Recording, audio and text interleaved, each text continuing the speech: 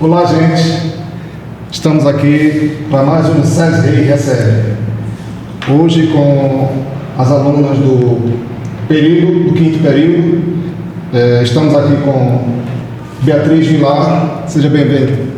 Obrigada, pessoal. Sejam todos bem-vindos ao SES Rei Recebe. É um prazer receber você aqui nos estúdios da nossa faculdade e também Elo aqui contando para a gente guiar todo esse podcast. Maravilha. Estamos aqui também com a Heloísa Campos, que vai participar dessa conversa e vai apresentar o nosso convidado. Olá, pessoal, tudo bom? Estamos aqui, como o Gilberto já falou, em mais um episódio do SES Reis Recebe.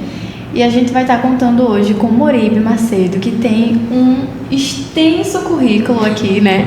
Ele é jornalista, radialista, locutor, também é garoto propaganda, apresentador, cerimonialista, professor e treinador de oratória, além de palestrante e também torcedor do Flamengo, não é isso mesmo?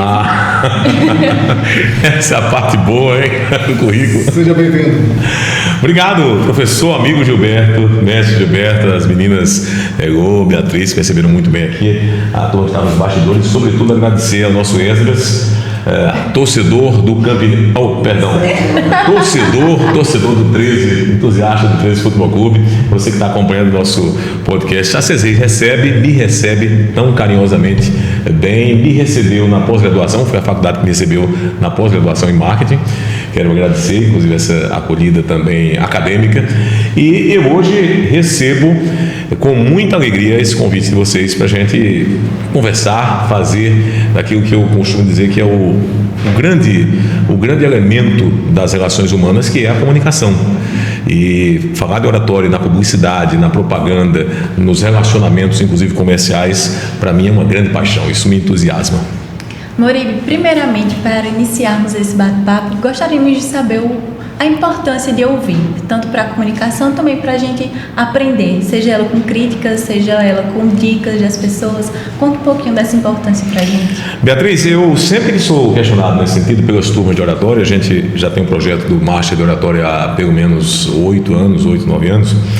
Eu sempre lembro do grande escritor brasileiro Rubem Alves. O filósofo, o educador, o pensador Rubem Alves nos dizia o seguinte: está cheio de curso de oratória por aí, está faltando curso de escutatória, escutar as pessoas. Ouvir é muito importante. Claro que nessa hora a gente vai também lembrar daquela frase que quase todo mundo repete, é quase lugar comum, nós tiver. É tão importante ouvir que nós temos 2 ouvidos e uma só boca. Então ouvir é mais importante que falar. Quando a gente ouve muito é sinal de sabedoria, porque você começa a processar as informações de uma forma tal que você vai construir um discurso mais estratégico, inclusive na publicidade. A publicidade é, antes de tudo, ouvir, perceber. Percepção é algo que vai até além da escuta, muito além da escuta. É percepção dos comportamentos, da cultura, do gestual, do visual, da comunicação não verbal como um todo, da linguagem não verbal.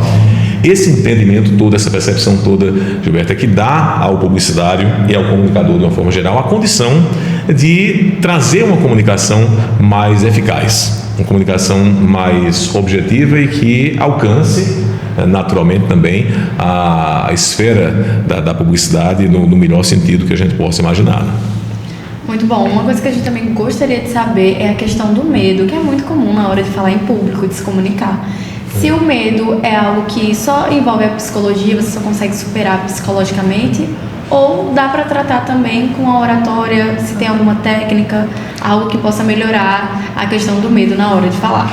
Luísa, o medo é, para mim, ainda o maior calo, digamos assim, a maior barreira e um dos maiores mitos e mentiras mesmo. Vamos tratar de mito no sentido mitológico da Grécia Antiga, quando começou a se questionar também a própria verdade a partir da mitologia, né? Quando vieram os novos filósofos e questionaram algumas situações envolvendo os mitos, a ponto de transformar, nesse sentido, o mito numa mentira.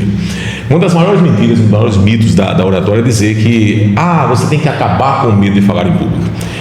No Brasil inteiro, a gente abre o Instagram agora, abre as redes sociais agora, e você vai ver uma série de propagandas. Acabe agora o seu medo de falar em público com apenas R$1,99. Se vocês virem ou ouvirem isso em algum anúncio, Por favor, não acreditem mais. Eu jamais compraria um curso de alguém que disse que vai acabar com o seu medo de falar em público. Você sabe por quê, Luísa?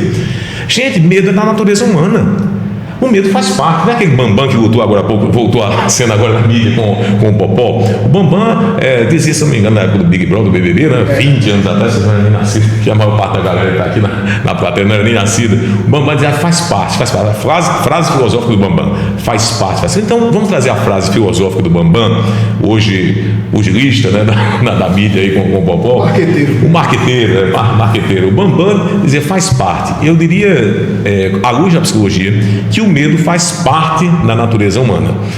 Certa vez, quando eu estive em Belo Horizonte, acho que pela segunda ou terceira vez consecutiva, em certa oportunidade, uma palestra para mais de 700 empresários lá no Ouro Minas, eu era o único nordestino com muito orgulho, estava lá entre 3 paulistanos, 4 mineiros, especialistas em oratória, Beatriz, e foi muito interessante porque todos eles falaram da oratória, inclusive no campo da publicidade também, e em vários aspectos. Falaram de técnicas, persuasão, uma série de fatores. E eu fui o primeiro a abordar, nessa hora a plateia se chocou e eu disse, olha, vocês que estão aqui no auditório do Ouro Minas, são mais de 700 empresários, quem de vocês tem medo de atravessar essa avenida? Até o shopping, do outro lado tem uma churrascaria maravilhosa, um shopping center, tá? Até do outro lado ali na BH, como é que vocês definem essa questão desse medo? Vocês têm medo de atravessar isso? Não, é absurdo, ninguém levantou a mão. Levanta a mão quem tem medo de atravessar. 10 pessoas levantaram, eu insisti um pouco mais, e mais outros 10, 15, no máximo 30 pessoas de uma plateia de 700 empresários, no máximo 30 chegaram a levantar a mão para dizer que tinham medo de atravessar a avenida. Eu perguntei para eles, por que vocês têm medo de atravessar a avenida? Porque da natureza humana a gente ter medo de um obstáculo, de medo de alguém ou de algo que possa nos ameaçar. Ou seja, as pessoas têm medo, sim, mesmo adultas e habituadas a atravessar uma avenida, mas medo de serem atropeladas por um ônibus, por um veículo, qualquer que seja. Então, eu disse para os demais, brinquei, nessa hora começou a virar um algazarra e o fundo da palestra deu um up, assim, né? Então, já que vocês não têm medo de nada, não têm medo de atravessar a avenida, sigam em frente, não olhem para um lado para o outro, atravessem fora da faixa, inclusive fora daquela passarela. Façam isso agora e morram todos. E aí foi uma onda e tal. Eles começaram a compreender que o medo é importante. Por que eu estou com medo agora? Ele fala com tanta desenvoltura. Ele não está com medo. Claro que eu estou com medo. Eu tive medo ao receber o convite, embora com muita honra. Tive muito mais alegria do que medo. Mas eu venho com medo e estou com medo ao falar com vocês. Por qual razão? Porque faz parte. Porque faz parte, muito bem. Porque se eu não tivesse medo, o medo é válvula de controle. Claro que eu não sou psicólogo, mas conversando, entrevistando os psicólogos ao longo desses quase 29 anos de carreira, Gilberto, agora vocês estão entendendo o porquê desses cabelinhos brancos, tá? E o porquê desse currículo extenso aí. Isso é uma maneira elegante de chamar de velho, mas enfim. Então, conversando com os psicólogos, os grandes especialistas, os cientistas das emoções, psiquiatras, terapeutas, eu comecei a entender, compreender que o medo é uma válvula de controle. A gente tem medo de atravessar a rua, a gente atravessa com mais cuidado, vai na faixa, espera que os carros passem, espera a nossa vez e tudo mais. Quando a gente tem medo de enfrentar uma prova na faculdade, por exemplo, a gente se prepara, a gente estuda. A grande diferença, o professor Mário Sérgio Cortella nos ensina isso, tive a honra de estar com ele em alguns eventos, grandes eventos já. O professor Mário Sérgio Cortella traz uma tese da filosofia britânica que diz que medo não é o contrário de coragem. Medo não é a ausência de coragem, e coragem não é a ausência do medo. Ele gosta de repetir sempre, a coragem não é a ausência do medo. Tem até uma frase em que as pessoas dizem na internet, nas redes sociais, que diz o seguinte: se está com medo, vai com medo e tudo. Vocês certamente já viram essa frase. Se está com medo, vai com medo e tudo, enfrenta. O medo faz parte do controle, do autocontrole. Por que ele é importante? Para que você se prepare melhor, para que você evite cometer determinados deslizes. Se eu estivesse aqui sem nenhum medo de falar para vocês, eu ia dizer bobagem, ia conversar com a gente, conversa na mesa de bar, na intimidade, em casa, cantando no chuveiro e tal, né? Então, esse medo me faz me preparar, pensar em frações de segundos, o que é que eu vou dizer que vai acrescentar em termos de conhecimento e conteúdo para que vocês possam aproveitar essa minha fala. O medo é muito mais uma válvula de controle, e quando você tem mais do que o medo, Cortella também nos ensina sobre isso, aí já não é mais medo, aí é pânico. Quando o medo chega ao ponto de, na hora de uma apresentação, você já deve ter visto isso na faculdade, em algum lugar, na hora da apresentação, e eu fico assim, com o nervosismo fora do controle, já se torna pânico, não é mais medo. Mas todo grande publicitário, todo grande orador, todo grande comunicador fala com medo, gente. É natural. Eu morro de medo de um cirurgião, por exemplo, um grande cirurgião geral, que abre uma pessoa ali tal, e diz: eu não tenho nenhum medo porque eu já faço isso há 30 anos, não tenho medo de fazer cirurgia. É nessa hora que ele esquece lá o bisturi dentro da pessoa. E acontece isso, erro médico grosseiro, mas ocorre isso, falta de medo. Agora, o que um jovem cirurgião, por exemplo, não pode ter em nenhum caso, lógico, é o pânico, que é o excesso do medo, é o medo descontrolado. Então, não aprendam a perder o medo de falar em público, não aprendam a perder o medo de se comunicar. Pelo contrário, tenham medo sim de dizer bobagem. Agora, controlem esse medo, controlem essa emoção, à luz da psicologia, aprendam esse autocontrole para aí sim fazer uma fala muito mais segura e muito mais persuasiva. Ô Moribe, o grande filósofo, sambista, humorista, Mussum, ele dizia, eu sempre trago isso para os alunos, que o medo de errar tira a vontade de acertar. Ah, certo. Então, para criar essa coragem, trazer essa coragem, ou superar esse medo do pânico, é mais fácil a gente pensar em acertar do que estar pensando no erro, apesar de ser presente uma coisa com a outra.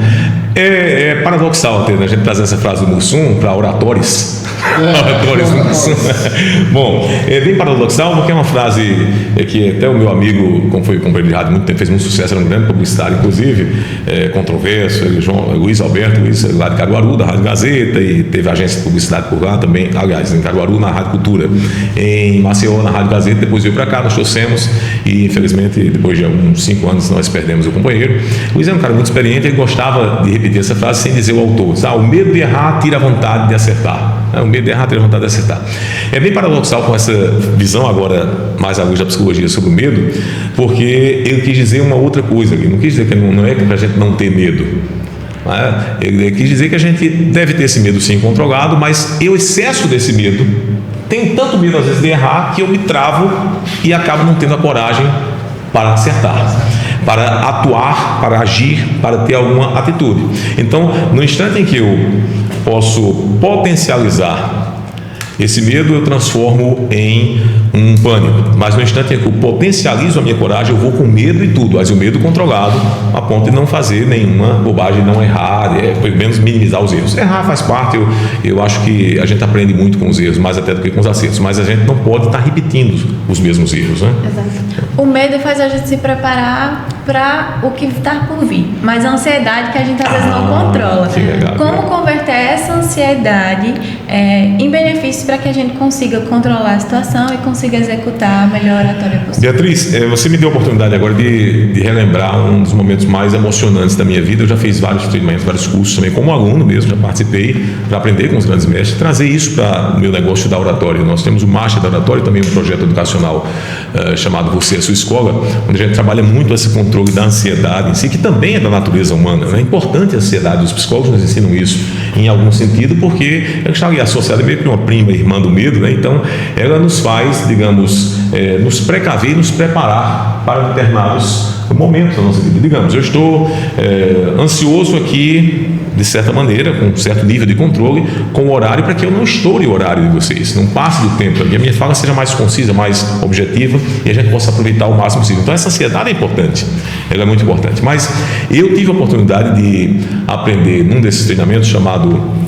Inspiração nas Montanhas, um grupo de Belo Horizonte, faz esse treinamento no Brasil inteiro, tem algumas, o que eles chamam de comuna, né, eles têm lá em Belo Horizonte, em Minas Gerais, uma comuna, uma comunidade, onde se trabalha a espiritualidade, a respiração, para exatamente o controle de uma das questões que envolvem, digamos, uma dificuldade maior da oratória, que é a ansiedade. E em Natal, no Rio Grande do Norte, eles têm uma dessas representações. Esse grupo veio para a divisa com o estado da Paraíba, na Pedra da Boca, em Araruna, acho que faz pelo menos uns 7 anos, lá em Araruna, que aconteceu esse curso. Isso acontece uma vez por ano e nem sempre lá. Então, lá existiu esse curso Respiração das Montanhas. Foi o primeiro curso que eu fiz até hoje, único, em que você não escreve absolutamente nada, não vê absolutamente nada em nenhum texto, você só respira o tempo todo. Respiração das Montanhas, respiração guiada. Procura aí, né? Dá um Google aí, vocês vão ver o que é que é tão transformador nesse curso, nessa vivência que a gente trabalha durante a sexta, sábado até o domingo pela manhã. São 3 dias praticamente de vivências só de respiração guiada, respiração profunda, respiração lenta, respiração mais acelerada, tudo para o equilíbrio da sua espiritualidade e, sobretudo, para o controle também dessa ansiedade. O que é que eu aprendi nessa vivência, Heloísa? Eu trouxe para o negócio da oratória, no sábado pela manhã, nos nossos treinamentos. Nós começamos geralmente na sexta à noite, inclusive agora em abril teremos uma turma em Campina Grande de novo.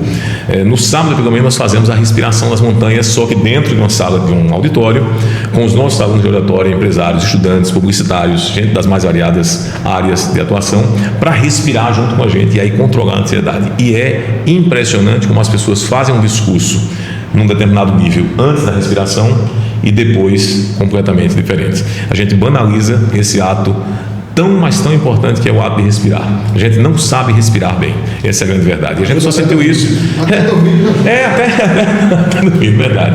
A pandemia nos deixou alguns legados, alguns ensinamentos, não de forma tão romântica quanto a gente imaginava, né? Mas pelo menos assim, a gente pode lembrar, vocês todos aqui podem lembrar que 3, 4 anos atrás, algo que é tão comum, tão normal para a gente, tão banalizado às vezes, foi tão fundamental para a vida daquelas pessoas que estavam precisando de um respirador, de serem entubadas e tudo mais. Simplesmente o ato de respirar. Se a gente não respira com qualidade, a gente não tem esse equilíbrio a ponto do emocional ficar preparado para enfrentar uma prova, uma faculdade, um professor, um podcast e tudo mais. Eu acredito que quando a gente consegue respirar também, a gente consegue ouvir bem, que é uma das primeiras perguntas que a gente falou, né? Verdadeiramente. Acalma e consegue ouvir, não pensar antes de ouvir a pessoa. Exatamente, é bem esse o caminho. Até para iniciar uma apresentação, né? Você tem que respirar, se tranquilizar e ali você conduzir a sua apresentação ou até mesmo uma entrevista de emprego. E às vezes até, professor, num momento assim de uma crise no DR, por exemplo, né, numa discussão, a família, quem não tem conflito na família, né? Todos nós temos. E vai precisar de um momento ali, de uma fala sua, num instante mais tenso, respira antes. 10 segundinhos ali, pelo menos, 10, 30 segundos, dá uma respirada, pelo menos isso. O ideal é que você passe um pouquinho mais de 3 a 5 minutos, se concentra, dá um respiro, você vai ter um resultado na sua fala, na sua oralidade também, na sua linguagem não verbal, um resultado completamente diferente, eu não tenho nenhuma dúvida. A gente estava falando muito do medo e eu acho que algo importante que a gente frisou é que o medo, você tem que ter medo, na verdade, de não conseguir fazer algo, de um medo lhe paralisar de fazer algo. Então, a gente estava conversando aqui no começo sobre a questão de que quando você viu alguém errando, você ficou mais tranquilo, você viu que, bem no começo, né? Você viu que aquilo ali não era normal entre aquele mundo jornalístico. E isso é algo também muito importante aqui para a publicidade, principalmente quando a gente está começando a fazer alguns vídeos, né, Beatriz? Beatriz pode falar sobre isso também, que às vezes a gente se cobra muito, tem essa cobrança. Então, o que você poderia falar pra gente sobre isso, sobre essa questão da oratória, a questão de você saber também entender um pouco mais o seu lado, saber o seu processo. E aprender com aquilo. Sim. Esse aspecto é sempre uma questão muito forte nas nossas turmas, nas palestras também. As pessoas sempre, poxa, qual é a grande dica, o que é que a gente pode trabalhar na nossa área para, digamos, minimizar essa questão da ansiedade, do medo e tudo mais, e poder ter uma oratória, digamos, mais persuasiva. Eu digo que, assim como a sociedade se moderniza, como a humanidade vai avançando, passar dos tempos, claro que nos últimos 50, 60 anos, a gente, do ponto de vista de tecnologia, os historiadores nos ensinam isso, nós temos um salto muito maior do que nos últimos 1.500 anos anteriores, né? Ou mais do que isso, um salto gigantesco, mas a mudança faz parte da sociedade. Assim como a sociedade muda, tudo vai mudando, tudo é cíclico, a oratória também precisa mudar. E uma grande sacada, hoje, para usar um termo bem até vulgar, né? Uma grande sacada, sabe, Luiz, é que a gente não tem que falar igual ao professor Gilberto, não tem que dar algo igual ao professor Gilberto, não tem que falar. Algumas pessoas chegam para mim, eu queria falar igual a você, eu queria ter a sua voz. Gente, não dá, eu não quero ter a voz de ninguém, eu não quero ter o estilo de ninguém falar, eu não quero ter o estilo de ninguém fazer publicidade, eu quero aprender com o estilo de desenvolver um bom texto, uma boa comunicação publicitária, aí sim, com os grandes mestres, com as grandes referências, mas do meu jeito, da minha forma.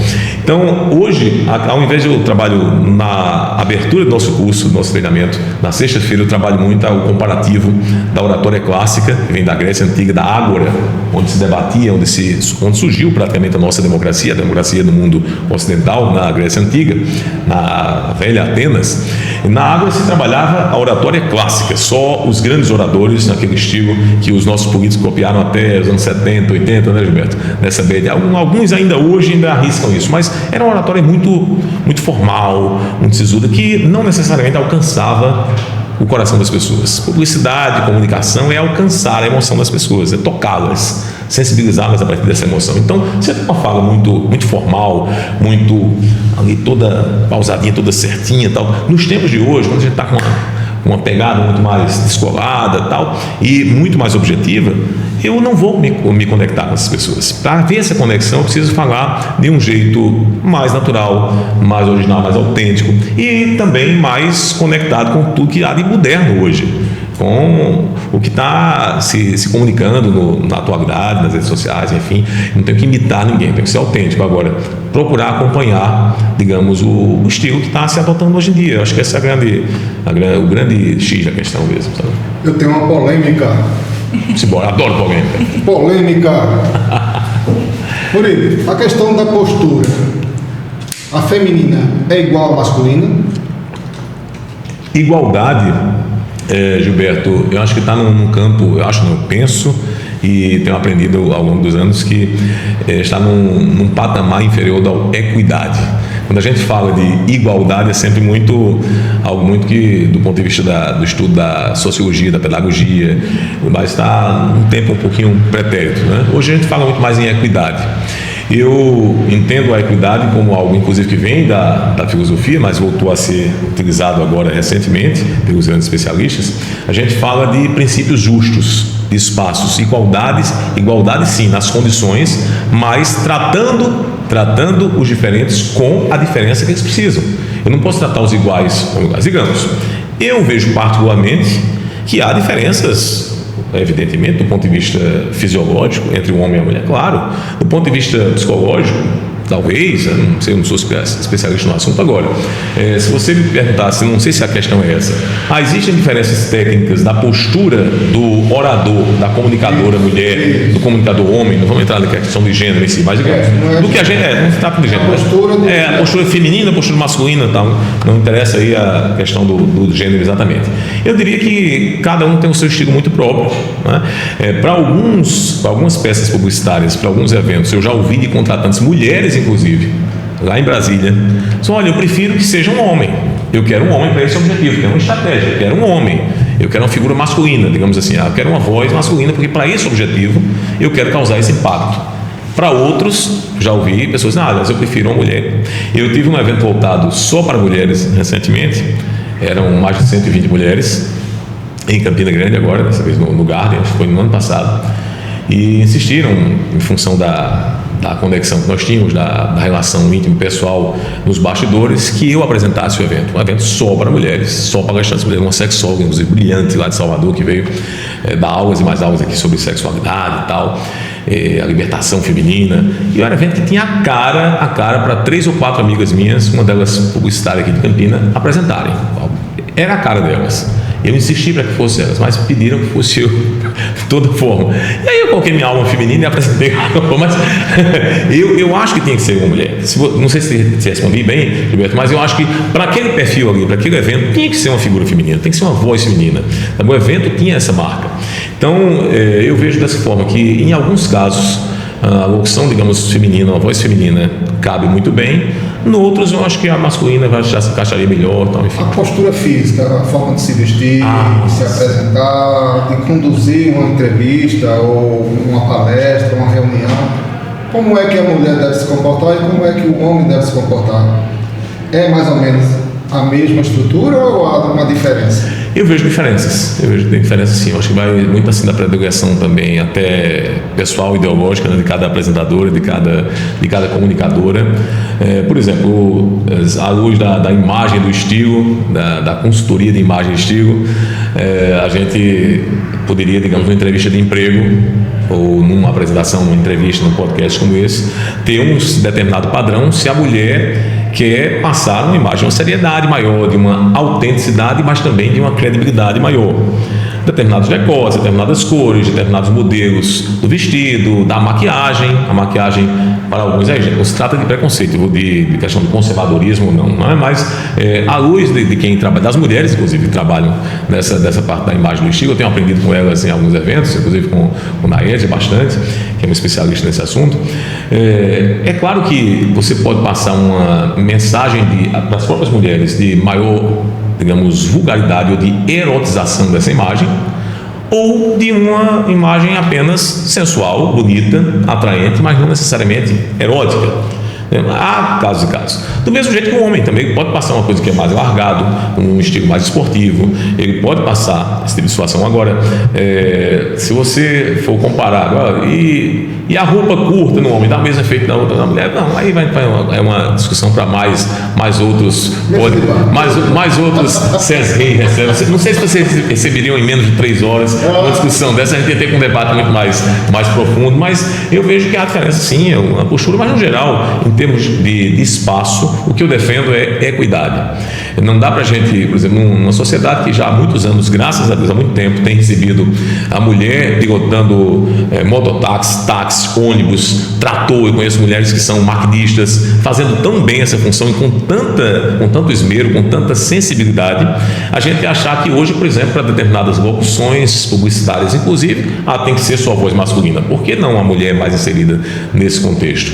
Eu acho que sim, não que a gente tenha aqui, então, para ser justo com as mulheres, vamos tirar todos os homens agora e colocar só vozes femininas. Não, para determinados objetivos, eu penso que a voz masculina cabe muito bem, repito, e a voz feminina, e aí não vamos tratar de grave e agudo, que é a sua área, porque tem vozes masculinas mais graves, outras um pouco mais agudas também. Né? Eu tenho uma dúvida justamente em relação à entonação.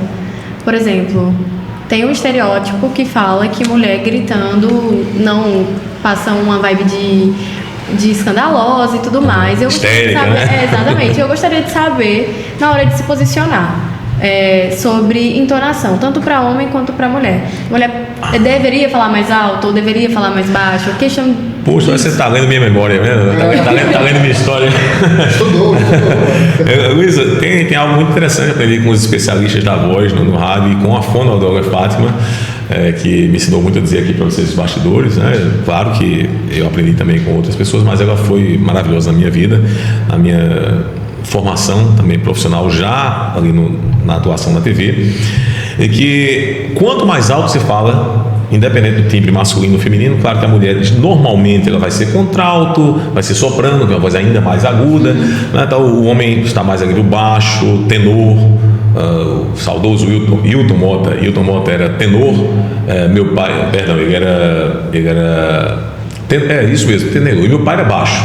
Meu pai é baixo, uma voz muito rara, e eu já seria um barítono, digamos, no canto coral, já seria uma voz de barítono e tal.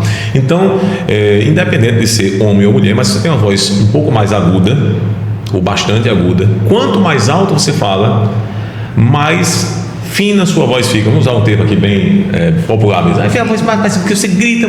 Se você quer passar, digamos, mais credibilidade, uma voz mais encorpada, eu treinei algumas palestrantes, inclusive, já há alguns anos, e eu dei essa dica para elas. Olha, faça exercício de voz, aquecimento de voz, e fale um pouco mais baixo, porque foi um trabalho feito comigo. Não se trata da sua voz só ser aguda, ou ser um pouco mais gasguita mesmo, né? Tá gritando e tal, passando esterismo e tal. Não é só isso. Eu também tive que trabalhar isso. Por quê? Ao inverso, às avessas. Por quê?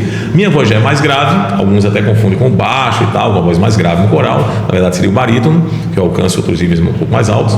Então, na TV, no objetivo de locução publicitária em alguns casos, em porta de loja e tal, quanto mais alto eu falava, melhor para a minha performance. Porque eu perdi aquela coisa do grave. Quando eu ia para o estúdio de rádio fazer uma locução mais romântica, 93 by night, aí você vai encorpando, fala mais baixinho, fica mais encorpado. Então, se a mulher quer passar um pouco mais, ou o homem quer passar um pouco mais, digamos, de uma voz um pouco mais encorpada, fala um pouco mais baixo. Quanto mais alto você fala, mais a voz vai afinando. Então, se você fala baixinho, você passa mais seriedade. Mas se o assunto pede que você vai lá em cima, os humoristas usam muito disso aí, cantores, artistas. Chamar a atenção. Chamar a atenção, e você vai. O que é diferente também em entonação. Eu digo sempre o seguinte, que as pessoas confundem às vezes timbre com tom de voz. Nossa, como o seu tom de voz é grave, né? Não, é o timbre. Seu timbre é grave, agudo. Tá? O timbre é algo que você nasce com ele, pode até sofrer alguma alteração por questões químicas, digamos, do gelo, do cigarro, ou da própria idade. Também você vai ficando com a voz diferenciada nesse aspecto do timbre.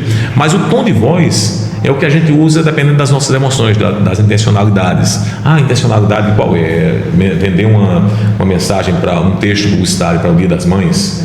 Tom um pouco mais romântico, mais suave, tal. Eu quero uma coisa mais agressiva de Black Friday, tal. E aí a coisa já ganha outro tom. Isso aí é tom de voz. O tom também. Isso. O tom está muito mais ligado a volume.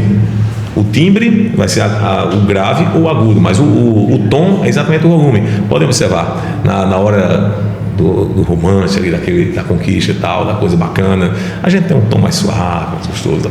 Imagina na hora da briga, né? Na hora da DR, nossa, aí o tom sobe. Então. Tem um ditado que quanto mais alto você fala, menos se ouve. As pessoas não gostam de ouvir muito esse gritar, né? É verdade. Então eu acho que vai muito do momento, esse, por exemplo, do Black Friday, que necessita de aumentar a voz.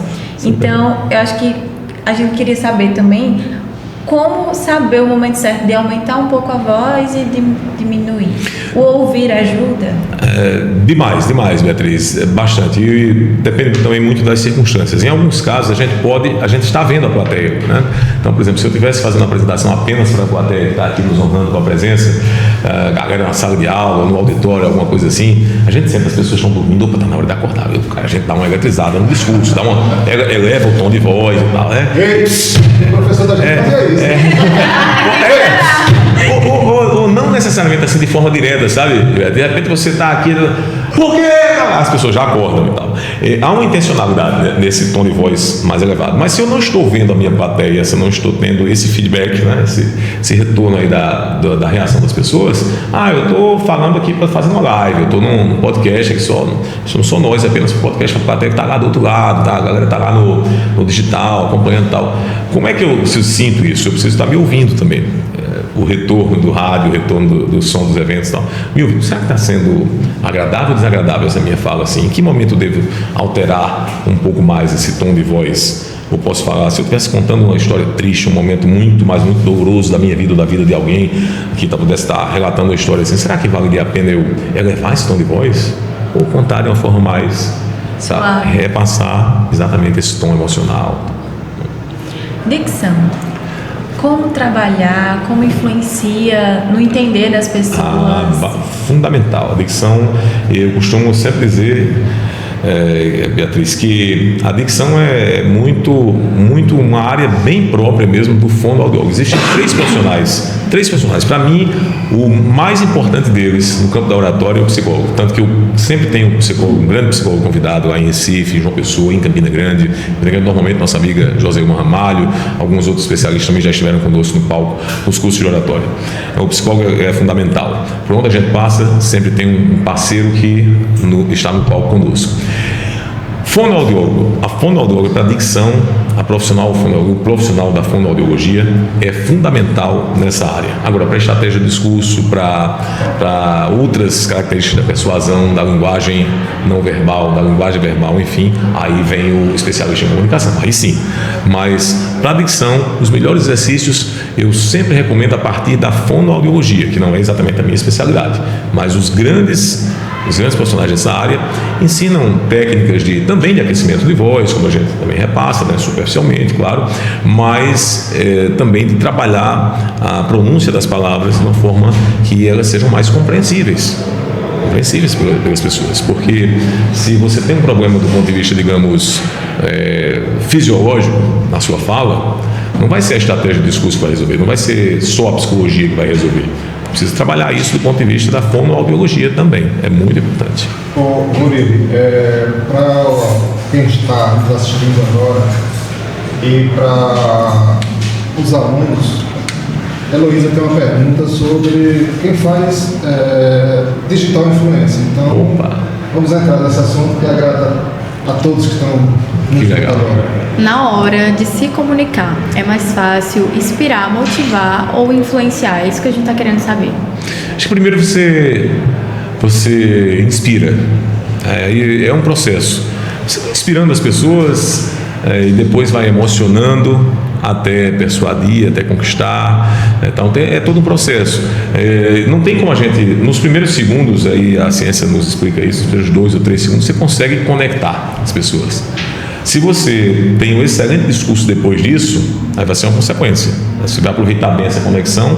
Você puxa os vídeos, por exemplo, alguns profissionais orientam também na gravação de vídeos para os influencers, inclusive para a turma da política e tal. Poxa, por que você vai perder tempo dando bom dia, boa tarde, boa noite para o seu público, se você podia conectar logo no primeiro instante e chamar a atenção para a grande sacada do discurso e depois passar a sua mensagem, né? Então, por que vai fazer isso? Vai perder tempo, então não conecta. Pode ser excelente o seu discurso depois dos 4, 5 primeiros segundos, mas se as pessoas não se conectaram, não vão acompanhar. Como também, se você conecta de forma, uma sacada super legal, puxa, chamou a atenção, mas depois você vai declinando, vai descendo a ladeira, vai dando aquela guinada, é ruim. Eu tenho um colega, um amigo palestrante, a quem eu sou muito grato, ele colocou em alguns circuitos nacionais já e tal, e esse cara tem uma coisa impressionante, ele começa muito mal, a palestra dele conecta mal, mas aí, como é uma palestra, uma fala bem mais longa, normalmente de 40, 60 ou 70 minutos no mínimo, né? Então ele tem tempo de se recuperar. Então a característica dele, ele faz palestra já há mais de 10, 15 anos, ele começa muito mal, toda vez ele é meu amigo, estou torcendo para aquele tal, e começa mal. Ele recupera um pouco no meio, conta uma história lá emocionante, as pessoas vão se conectando só naquela emoção ali, naquele instante, e no final ele é apoteótico, ele faz realmente a plateia levantar e delirar e tudo mais. Na palestra a gente tem tempo para isso, para se recuperar. Num vídeo de 30 segundos como influenciador digital, não dá tempo de recuperar. Então você tem que conectar logo no começo. Tem que aproveitar aqueles 20, 30 segundos, 60 segundos do Insta aí para conectar a galera logo no começo. Do contrário, vai ser difícil. É bom para a gente reforçar essa fala, já que a gente está falando muito sobre vídeo. Tem muita gente que tem medo de falar nas câmeras. Você teria algum conselho para auxiliar? Isso é normal, para quem trabalha em agência sabe, normalmente quando a gente pede para um cliente gravar um vídeo, ele sempre tem essa, eu não consigo falar. Teria algum conselho para ajudar na hora de se posicionar, de falar diante das câmeras? Até de conseguir puxar de outras pessoas essa fala, esse posicionamento. Eu sou de natureza tímida, né? Posso dizer para vocês, sou de natureza tímida. Também já tive um pavor, um pânico tremendo com as câmeras. Minha mãe, professora, dava aula para centenas de alunos, tentou milhares ao longo dos anos, mas nunca encarou uma câmera. Ela sempre teve um pânico mesmo, aí não era medo, era pânico das câmeras. E eu tive durante um certo tempo pânico, pavor das câmeras. Depois a necessidade me fez me habituar, superando, controlando esse medo, essa ansiedade toda e tal. E a grande sacada foi a seguinte: tanto nos eventos, os primeiros eventos nacionais que eu fiz para plateias imensas, como também para gravação de vídeos, inclusive para as redes sociais, mas antes disso, bem naquelas câmeras lá dos tempos dos dinossauros, já, Gilberto? Qual era a minha técnica? Qual era a minha grande estratégia? Eu não percebia o entorno. Digamos, eu estava aqui na câmera na rua, no centro da cidade e tal, passando muita gente, as pessoas paravam naquela época, ver se você ia errar ou não, tal, o cara da TV e tal. E eu esqueci aquele mundo, olhava um mar de gente lá, não focava em ninguém, olhava só para íris da câmera, não é à toa que se chama íris. Collor de Mello, candidato à presidência em 1989, mudou o padrão Globo, inclusive na época, sobre o olhar do entrevistado, olhando para a íris da câmera, para persuadir mais as pessoas. Isso serve não só para persuasão, você olhar no olho. Quando você quer conquistar alguém, como é que vocês fazem? Olha no olho, né? Então, olhar no olho da câmera, porque ali está o nosso espectador, nesse caso agora o web espectador, na era da digital e tal, tudo mais. Então, olha foca bem na câmera do teu celular. Essa é uma sacada interessante. Esquece do que está em volta. Esquece o que está em volta. E faz olhando sempre ali. Para quem é tímido como eu, foi uma tremenda estratégia. Eu sempre ensino as pessoas, meus alunos, nos cursos de oratório, olha, vai começar a gravar vídeos. Tenta olhar e esquecer do que as pessoas vão julgar. A gente tem muito professor Leonardo Alves, professor Léo, grande professor Dr. Léo, falei com ele recentemente. Léo, numa palestra conosco certa vez, ele dizia: olha, Murilo, as pessoas não têm medo de falhar em público, elas têm medo de falar em público, elas têm medo de falhar e errar. Medo do julgamento. Nós temos medo demais do julgamento, tanto que a gente ajeita o cabelo, às vezes da roupa e tal, a gente se preocupa com isso. Então, esse medo excessivo do julgamento nos faz, às vezes, travar diante da gravação de um vídeo, da câmera do smartphone, da câmera tradicional de TV, enfim. Então, essa é a minha estratégia, esquecer um pouquinho do público, tentar não pensar na consequência do que vão julgar depois. E outra, lembrei também, Beatriz, desculpa só estar me estendendo um pouquinho, porque eu lembrei de algumas pessoas que estão fazendo um discurso brilhante, estão fazendo um vídeo maravilhoso. Aí, no finalzinho, ela para. Não ficou bom. Conclui, gente. Se vai ficar bom ou não, a gente vê depois na edição, alguém vai julgar, as pessoas vão julgar de toda forma. Então, já estava tão bem, você ia tão bem, como diz aquele personagem do humor, né? Você ia tão bem, e parou já nos segundos finais para achar que ia ficar ruim. Por quê? Medo do julgamento, medo das pessoas criticarem. Geralmente lacrarem. nos finais as pessoas dizem, é isso, tem uns vídeos de linguagem neo. Geralmente isso acaba muito a comunicação. Como evitar a gesticulação também. O famoso vício de linguagem. Vício de linguagem, as muletas da linguagem. A muleta para a gente se apoiar, né? A gente fica sempre se apoiando nesses terminhos. O né, tá certo, percebe. Eu conheço alguns intelectuais, grandes intelectuais, os caras têm um conteúdo riquíssimo, pós-doutores em literatura, em linguística, e que fazem uma apresentação mais ou menos nessa linha. Você sabe a importância da literatura, Gilberto? Percebe que no Brasil a literatura tem uma influência muito grande na vida das pessoas, e ele percebe o tempo inteiro, repete essa mesma palavra o tempo todo, muleta da linguagem. Como é que eu me livrei muito do né? Tem um grande autor de uma voz belíssima, para mim uma das vozes mais belas do Brasil, e esse cara fala 10 segundos, ele vai dizer o né pelo menos umas 11 vezes, em 10 segundos. Eu já gravei várias vezes, é uma grande figura, a voz é linda, mas eu não consigo mais ouvir esse cara anunciar uma música, um programa, nada. É muito chato, o cara diz né o tempo todo. Como é que eu consegui me livrar desse né, tá certo, ok e tal? Eu comecei a respirar. Essa é a grande dica que eu passo para os nossos alunos. Comecei a respirar entre uma frase e outra. Quando eu ia dizer o né, eu respirava. Nós estamos aqui no SES Reis Recebe com o professor Gilberto e também as alunas queridíssimas Elu e Beatriz, e respirava aquele tempinho, ao invés de dizer né, tá certo, ok, a respiração, ou a troca por outros termos que não façam que as pessoas percebam que você está repetindo muito mesmo a mesma muleta da linguagem. Inclusive, nesse assunto que você está falando, que serve também para os alunos e os internautas, e no meio publicitário, é a questão do silêncio.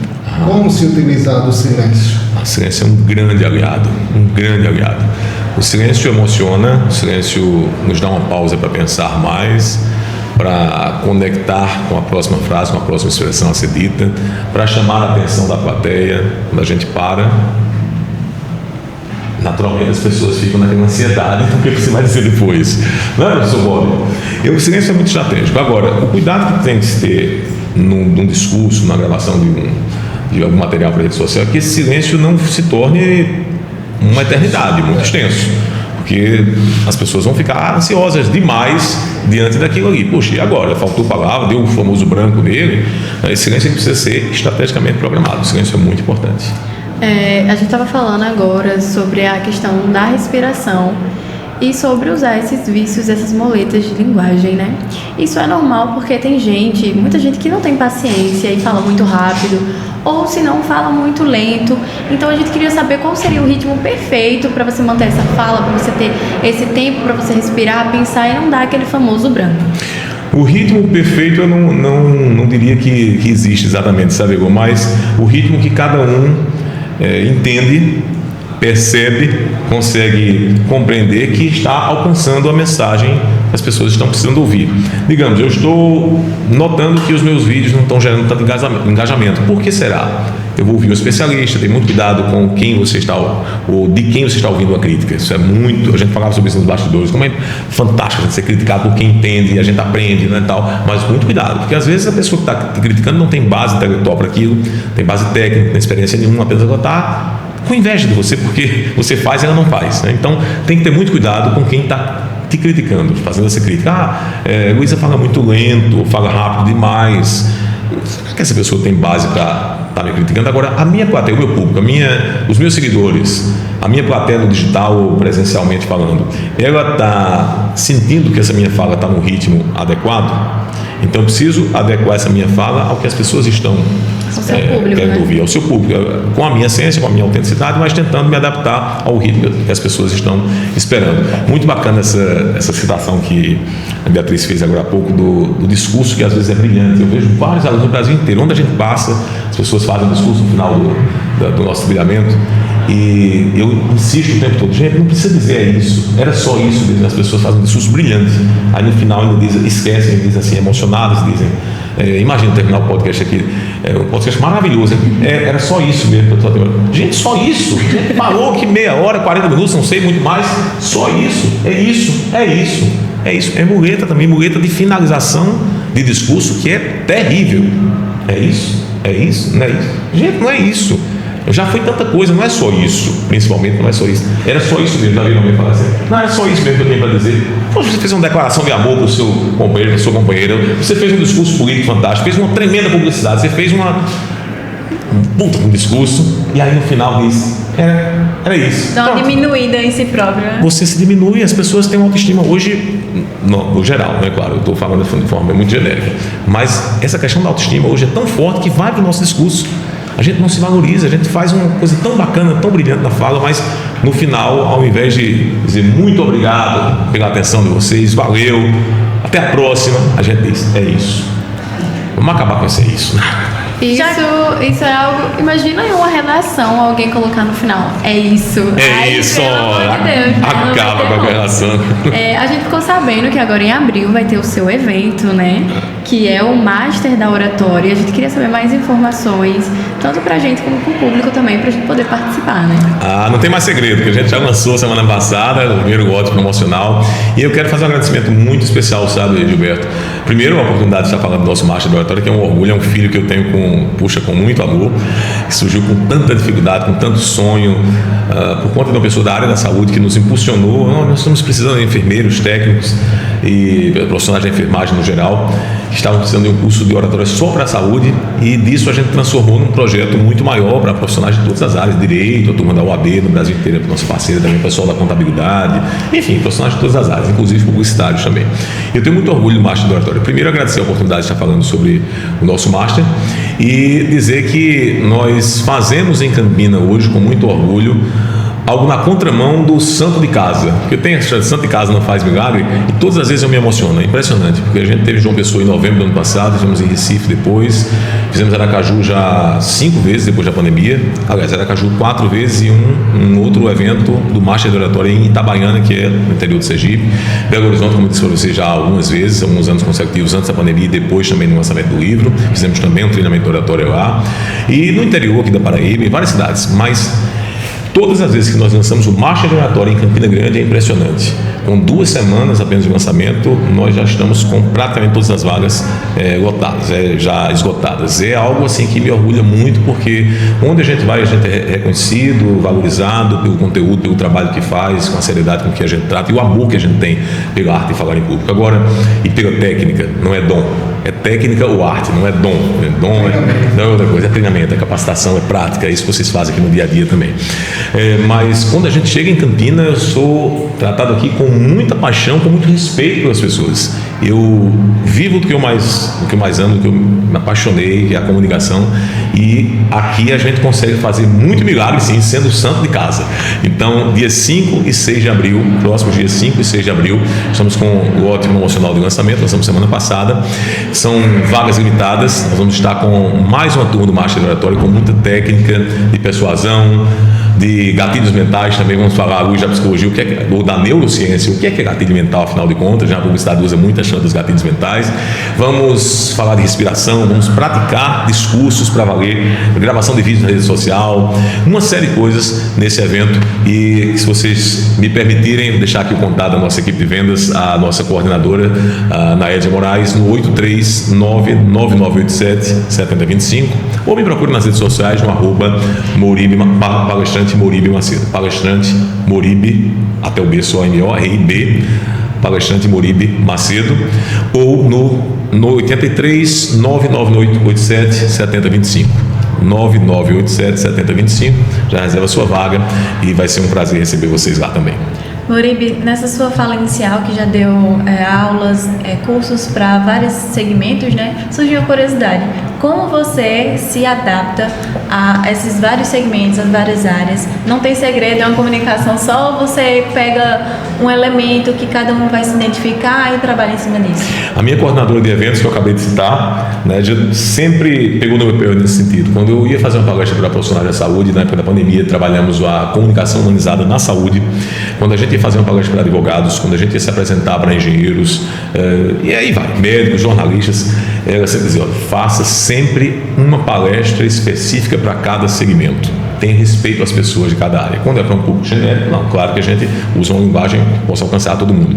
Mas a gente sempre prepara uma palestra especial para pedagogos, para professores, no geral. A gente tem um projeto Você é a Sua Escola.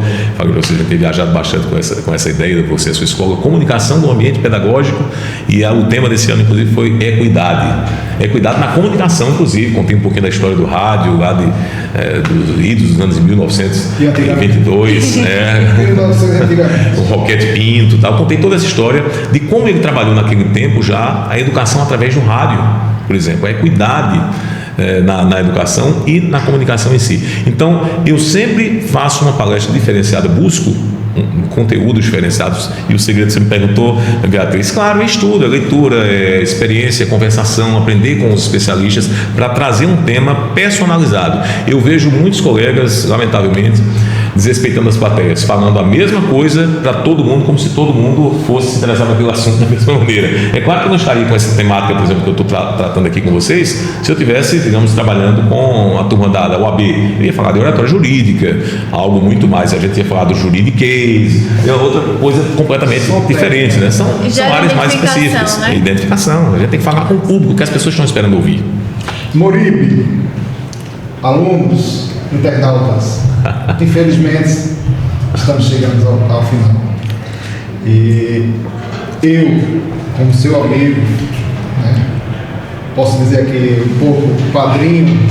É verdade, mas é mesmo. Padrinho em sua vida na comunicação. Quero deixar um testemunho para que fique registrado que um dos momentos mais bonitos da minha vida foi na sua formatura, onde eu fui convidado por um outro colega e lá teve o prazer de me encontrar na sua formatura em jornalismo. E o momento mais bonito foi quando você puxou a minha mão e levou a sua família e disse, foi ele que acreditou em mim. E aquele momento me marcou e mudou minha vida. Muito obrigado por ter essa consideração comigo. Eu vou passar palavras para as meninas que já estou emocionado. Eu estou aqui, olha só, não é só o frio não dessa noite. A gente queria muito agradecer a oportunidade de ter você aqui no 6 Reis Recebe. Foi muito bom a conversa com você, muito proveitoso. A gente gostaria de agradecer também a professora Maria Zita, o professor Gilberto Mota, os professores da instituição, e agradecer também a galera que está aqui com a gente, né, prestando atenção. Tenho certeza que eles adoraram, e a galera que está assistindo em casa também foi muito bacana, além de agradecer a oportunidade, né, Beatriz? É com muita alegria que a gente recebe você aqui. A gente queria fechar com uma dica. Você pode dar para o pessoal, para a gente que está assistindo aqui, o pessoal que quer começar na oratória a perder essa timidez, a diminuir a ansiedade e encarar o medo mesmo e começar a fazer a oratória, assim, se comunicar. Se comunicar da melhor forma possível. Acreditem em vocês, eu tenho certeza absoluta que esse talento, essa desenvoltura que vocês estão apresentando aqui, claro, com toda a anuência acadêmica da professora Zita, Gilberto e tantos outros mestres que vocês têm, de nada valeria se vocês não acreditassem que vocês poderiam estar aqui dentro do microfone conduzindo esse trabalho, claro, com outros espaços ainda muito maiores que esse, claro que é o gigantesco espaço acadêmico, o espaço do podcast aqui, mas imaginem vocês profissionais daqui a pouco tempo brilhando muito mais, acreditando em si. Acreditem cada vez mais em vocês. Eu sou de natureza tímida e é um traço de personalidade, né, Gilberto? A gente não tem como se livrar da timidez totalmente, Beatriz, mas a gente vai aprendendo a conviver com ela, com essa nossa personalidade mais tímida, enfrentando esses nossos medos. Eu lembro que certa vez Gilberto me emocionou agora quando demonstrou esse ato de gratidão, e é mais do que justo, claro, eu sempre farei isso, reconhecendo as pessoas que me ajudaram a trilhar um caminho, chegar onde eu cheguei, a estar onde eu estou. Sejam sempre gratos, sejam sempre crentes, muito fervorosos, muito esperançosos no que vocês podem ser, porque o lugar de onde a gente veio não determina onde a gente vai chegar. O lugar de onde a gente veio não determina onde a gente vai chegar. Eu estava certa vez no calçadão da Carlos Vieira, conversando com esse tipo indígena aqui, cabelos esvoaçantes, e eu já tinha sido humilhado por um colega de rádio, e ao dizer que meus cabelos chamavam mais atenção do que meu texto no começo da carreira. Isso é muito forte para um jovem. E aí eu cheguei no calçadão já no tempo de TV, e passava um jogador de futebol, depois se tornou milionário, um jogador de futebol aqui de Campinas, estava começando a carreira também, e ele passou e me viu fazendo reportagens com o microfone da afiliada Globo na época, e disse, ele disse outra coisa mais pesada, mas não vou usar aqui agora, nem merece mais, mas ele disse, qualquer coisa agora é repórter, e eu guardei aquilo comigo. Eu poderia ter me revoltado, e no dia que eu estive num ponto muito mais elevado, num momento muito mais bacana da minha carreira, quando eu vi, inclusive depois de se tornar milionário, descer a ladeira sem nenhum respeito, enfim, sem nenhum reconhecimento mais, eu poderia ter me vingado e qualquer coisa agora é jogador, qualquer coisa agora é ex-jogador, você está velho para ser jogador. Não, pelo contrário, eu agradeço a ele por ter dito aquilo, porque ele me fez entender que eu não era qualquer coisa. Ele achava que eu era qualquer coisa. Então, não permitam que as pessoas determinem que vocês podem chegar em determinado lugar ou não. Acreditem no potencial da comunicação de vocês. A comunicação é algo divino, é uma grande ferramenta que a gente tem para se relacionar. Não tem nenhum sentido a gente passar por essa existência e não se conectar com os outros. Eu mesmo, muito tímido, me permiti a conexão de Gilberto. O professor Gilberto, quando um dia no estúdio de rádio me deu várias dicas, com essa humildade dele, mas uma sabedoria incrível, e eu me permiti me conectar a esse amigo, que mesmo não convivendo no dia a dia, mas se tornou uma referência para mim, e para tantos outros locutores, tantos profissionais da comunicação também. Então se permitam a ouvir os mestres, aprender com os mestres, na academia e fora da academia, no mercado também, com as pessoas mais humildes. Eu aprendo todos os dias, aprendo bastante com os analfabetos, inclusive, funcionais, ou não, mas pessoas muito sábias. E essas pessoas me dão grandes lições para me relacionar melhor. Tem uma frase que a gente costuma repetir bastante: não adianta de nada adquirir diplomas, ter canudo, diploma de mestrado, de doutorado, pós-doutorado, alguma coisa assim, e não saber dar bom dia ao porteiro, não saber dar bom dia às pessoas da limpeza, não cumprimentar as pessoas mais humildes. Então, a dica é que acreditem mais em vocês e aprendam sempre mais. É uma lição de vida, né? Obrigado a você, muito obrigado aos professores, aos alunos.